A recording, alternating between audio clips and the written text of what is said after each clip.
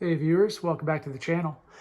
Today we're talking tankless water heater venting. So I am working in the mechanical room today and I'm working on a variety of things. And before I really get the drop ceiling up in here, I need to run the vent pipes for the tankless. This is also good to do now. I am still waiting on brick. And so these are more holes I got to punch in the side of the house.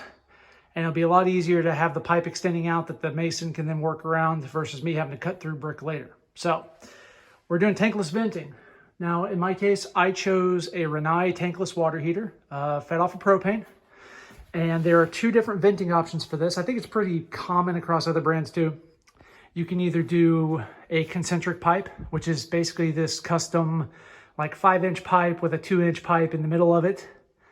So you only have one big hole, or you can just use normal 2-inch PVC. I elected to use normal 2-inch PVC because it's just easier to work with.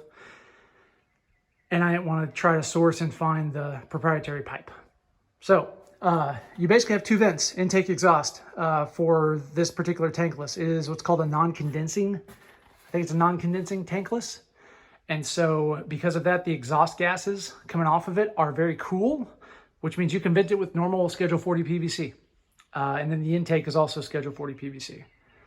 And in the case of the Rinnai, they're both 2-inch lines. Now, one thing we want to stress, it is Schedule 40 PVC, not DWV pipe with the foam core and everything. This is true Schedule 40 PVC. And you need to have pressure rated fittings along with it, not drain waste vent fittings. So be sure to get the right stuff. But for this video, I just kind of want to show you what I did. So what you're seeing here in frame are the stub outs for where the intake and exhaust are going to go to the tankless. Those vertical pipes are just dry fit. They're not glued. I'm going to have to do more joints to align it with the actual tankless, what's installed. But I just want to get it close for now. And then what I did was I ran them up, and above my ceiling here, as you can see, and you see the black little bracket, that's where the drop ceiling is going to be. So this is going to run right above the drop ceiling, nice and hidden. And then we're going to come all the way across, and ideally I'd be able to punch straight out, but it's too high again to the soffit and the brick area, and so the upper edge of the brick, and it just didn't work. So I had to drop down with some 90s, and so I'll have some, drop down right through the roof and then going out the side of the house. And I'll show you what that looks like on the other side, on the outside. Some notes when running this, at least for the Rinnai, they want the vent and the intake and the exhaust to be 12 inches apart. Minimum, I think I ran about 13 or so.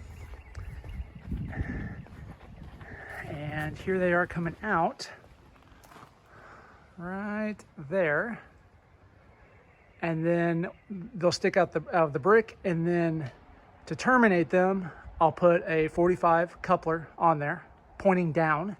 And then the tankless came with a grate, kind of screen that fits inside the hub of the fitting, and then that just gets screwed in with just like a set screw, kind of like you do like ventilation pipe for bathrooms and stuff. So that's about it. I mean, a pair of PVC lines.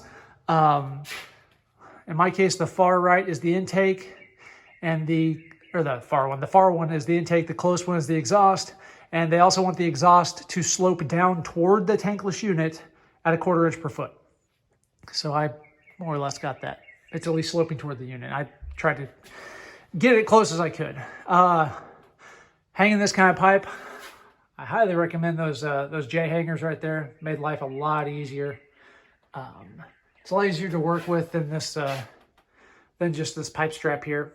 I think it allows you to manipulate and set it a lot easier. So that's about it for tankless venting.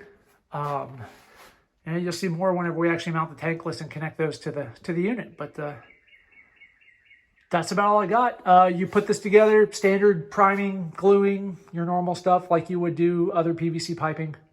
But yeah, that's all I got. Thanks for watching. We'll see you in the next video.